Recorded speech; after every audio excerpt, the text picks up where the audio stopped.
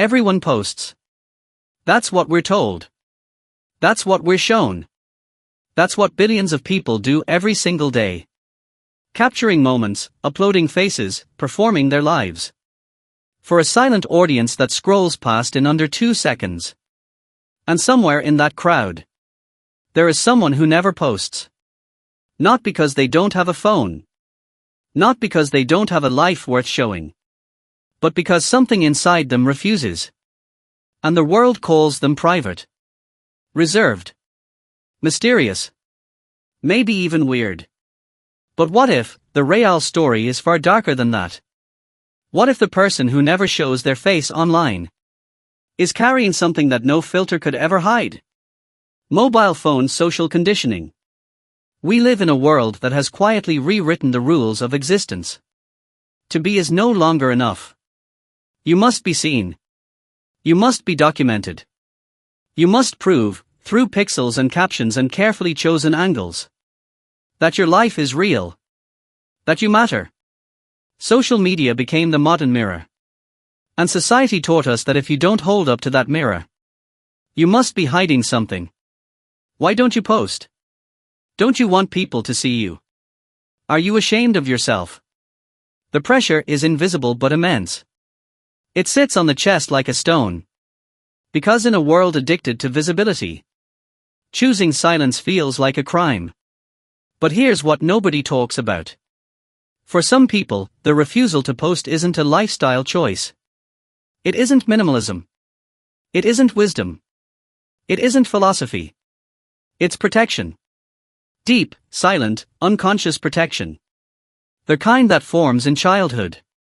The kind that grows roots in every room where you were told. Not with words, but with silence. That you were too much. Or not enough. Or simply, unworthy of being looked at.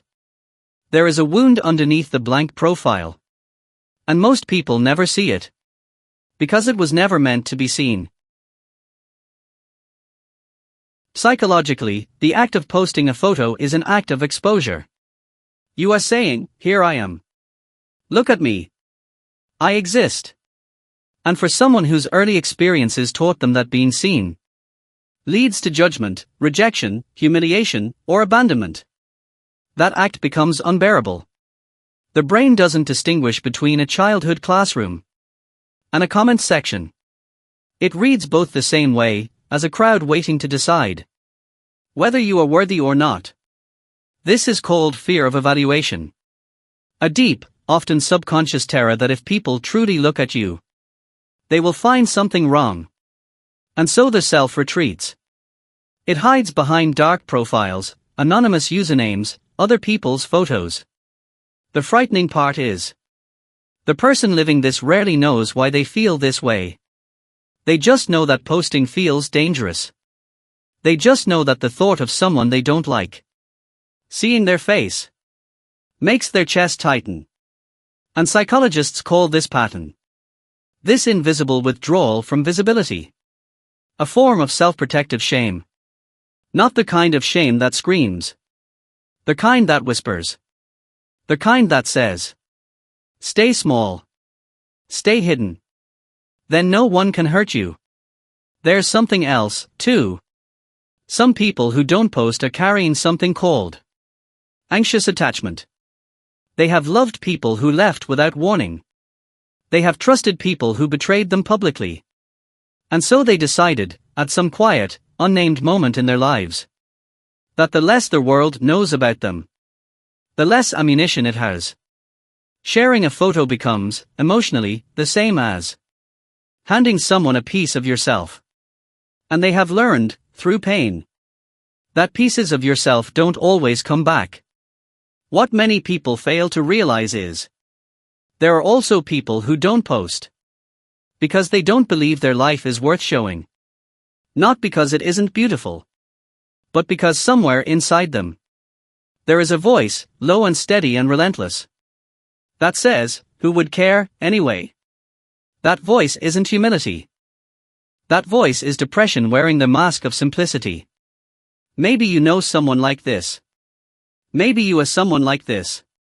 And if you are, I want you to hear something that most people in your life have never said to you. Your silence is not weakness.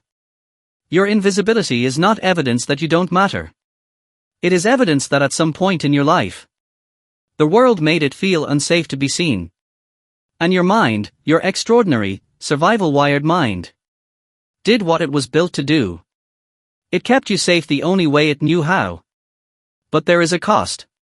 Because people who never post their photos often also never let themselves be truly known.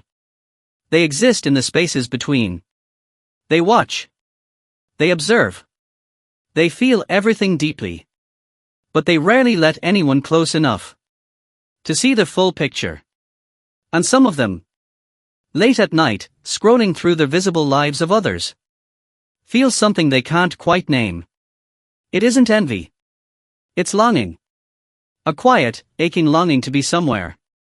To belong to something visible. To exist in someone else's memory. In a form that doesn't disappear. Milky Way philosophical ending. Perhaps the saddest kind of invisibility is the kind we choose for ourselves. Not because we want to disappear, but because somewhere along the way, we stopped believing we deserved to be found. And this is where everything changes. Because the question isn't really about social media. It never was. The real question is far older and far deeper. Do you believe that you, as you are, unfiltered and unedited, are worth being seen? Not your best angle. Not your most successful moment. Not the version of you that has it all together. You. The world is full of people curating perfection. For strangers who don't love them. And somewhere in the quiet, there is a person who has never posted a single photo. Who has never asked for validation.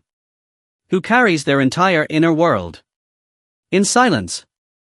Perhaps they are the most real person in the room. Or perhaps they are simply waiting for someone to make them feel that being seen is finally safe.